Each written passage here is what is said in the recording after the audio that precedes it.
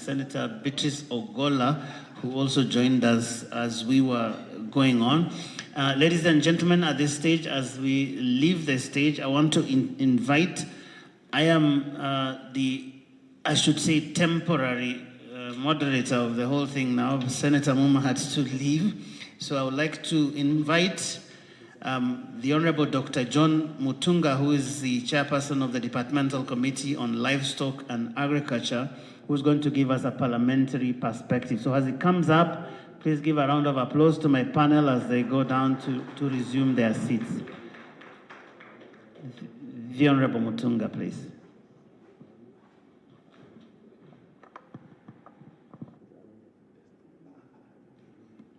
Thank you very much, Joe Aguirre.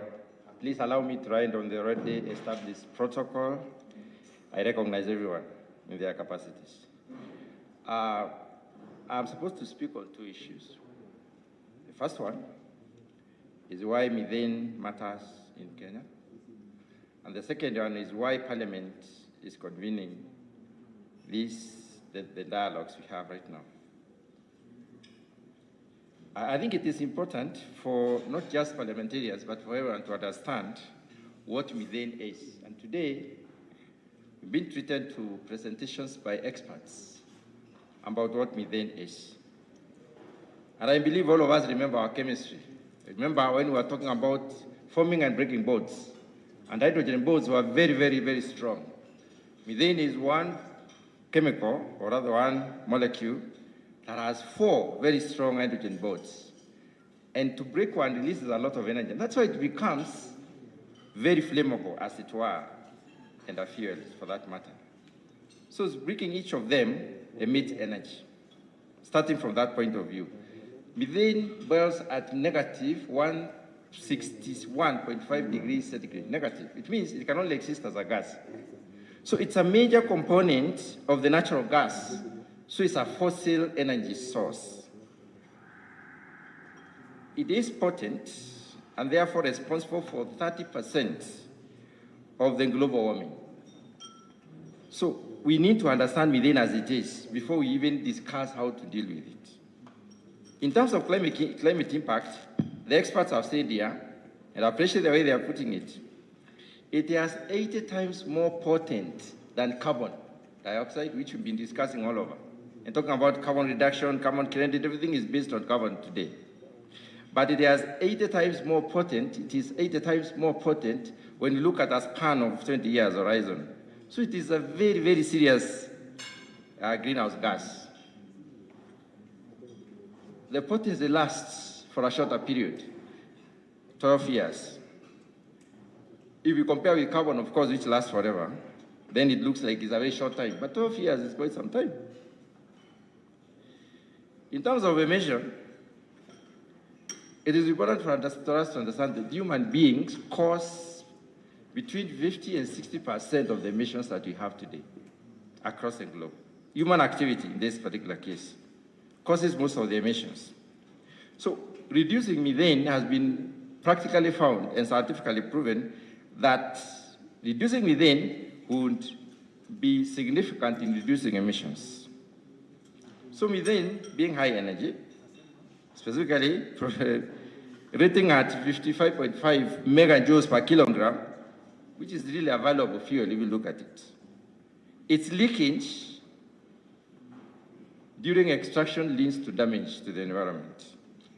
It increases the temperatures of the globe and therefore burns the ozone layers, and so many other things happen. So then why Parliament? Parliament is the institution that exercises the will of the people. So when Parliament speaks, people speak. Parliamentary actions are basically ordered into long-term, coordinated policy frameworks. With this, a policy itself, in form of a session paper, is produced by Parliament, and it is implemented across the globe. There is a mechanism for production and a mechanism for implementation. And whatever is produced by Parliament, it is adopted. So it's important. It is also the one that makes laws and also regulations. So it is the institution that basically generates, or rather who that into long-term coordinated action and enforcement. So the link between policy and people is domiciled in Parliament. Only Parliament can do that. Only Parliament makes laws. So Kenya's agriculture is important, and there is no member of Parliament who can speak about their backgrounds without touching on agriculture unless you come from Mombasa or Nairobi. But anywhere else, if you don't talk about agriculture, you are out of order. So agriculture is very important in this country. Everyone comes from a backyard of agriculture. So agriculture is important in terms of emission as well, in terms of emission from within to the atmosphere. Animals themselves produce methane. Animal waste produces methane. Waste from agricultural products or agricultural remains produce methane. So the rise in methane concentration in the environment has got a serious bearing on agriculture. That is important for Parliament to understand. So why parliamentarians? Because parliamentarians come again from all over Kenya. They cover the entire map of Kenya. So any message that is supposed to be relayed to the people can be taken very carefully and effectively and precisely to the people through Parliament. So the speed of adoption is also determined to a large extent by what opinion the member of Parliament from a given area agrees to. On the other hand, agriculture is responsible for 40% of the methane that is emitted, and about a third of it comes from livestock. We all keep livestock, and today we've been given very specific and interesting information by scientists.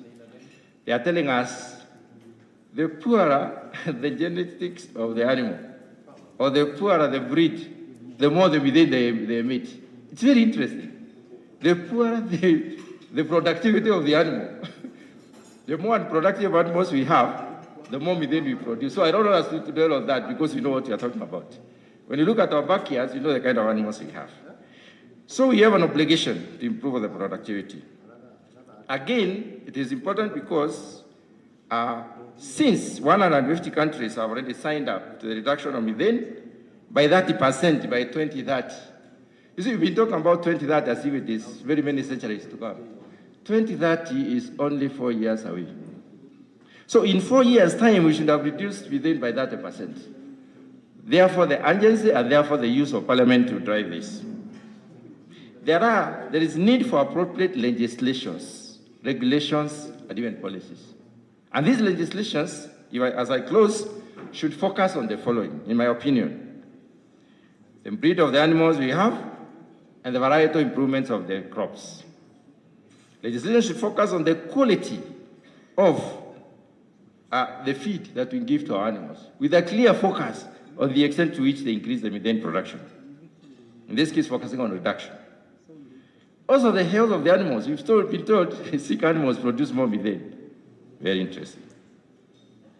The livestock management system needs to be focused on. So this legislation needs to revisit what we have in terms of methane production now, or methane release to the environment, and also the waste management systems. So we have a job as Parliament, and we appreciate the knowledge that is flowing within this room today. Thank you very much.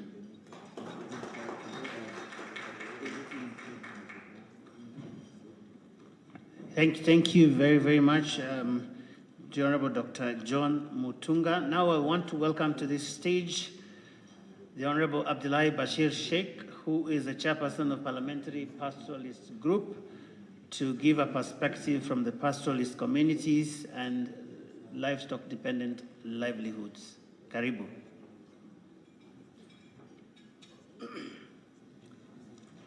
Thank you, Joe. And I want to ride on the protocols that have already been established. And so I just want to go straight to the topic that I've just been given to address.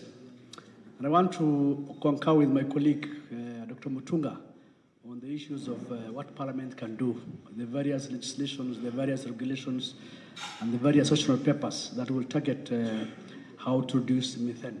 But I want to loop in the context of the pastoralist community on the whole issue of methane and climate change.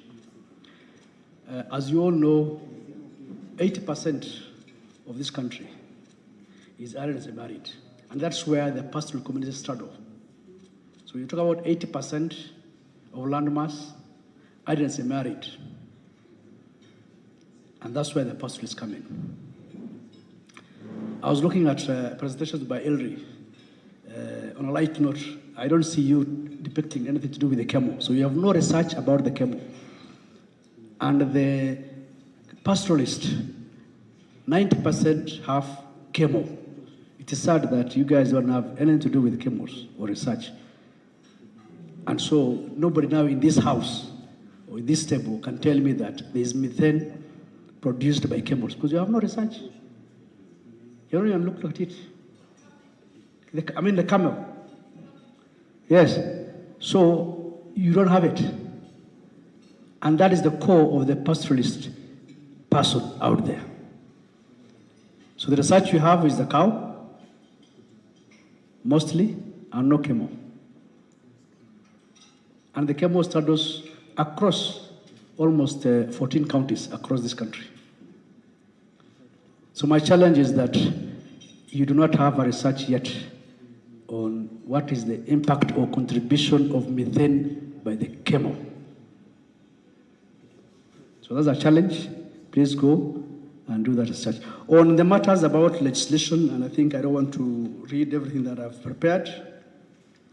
Of course, Parliament plays a central role in coming up with the laws, the regulations, and so forth. Already we have a number of them.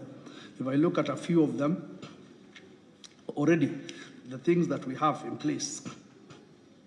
We have the Climate Change Act 2016, amended in 2023. We have the Climate Change Public Participation Access to Climate Change Information. And something on this, that is the Regulation 2023, is about public participation on this matter. For the pastoral community, the town hall doesn't serve them well. These pastoralists are mobile in nature. So when you go out and you have this kind of regulation or act that talks about public participation and climate change for the pastoral communities, you can't find them in the town halls. They are highly mobile. So their input is never considered.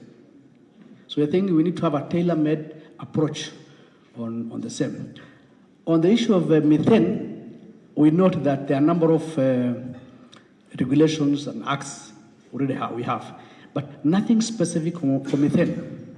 So I think it's upon Parliament now to really structure specific methane regulations, because we're all riding on the issue of normal climate change. So my perspective is that we need to look at methane-specific regulations or acts. But the focus is the pastoral community is actually left out on the discussions, on the discourse, on climate change, on matters methane. Probably they're not on the table. Maybe they're on the menu. Whatever is agreed here is told this is what will happen. But think about the fact that 80% of that mass is arid and semi-arid. I heard the Minister of Energy talk about we will use biogas and reach out to areas to ensure that there is clean energy. But factor in the fact that the pastoralist communities are highly mobile. What interventions do you have to ensure that they have clean energy? This requires a lot of research, a lot of studies to the pastoralists.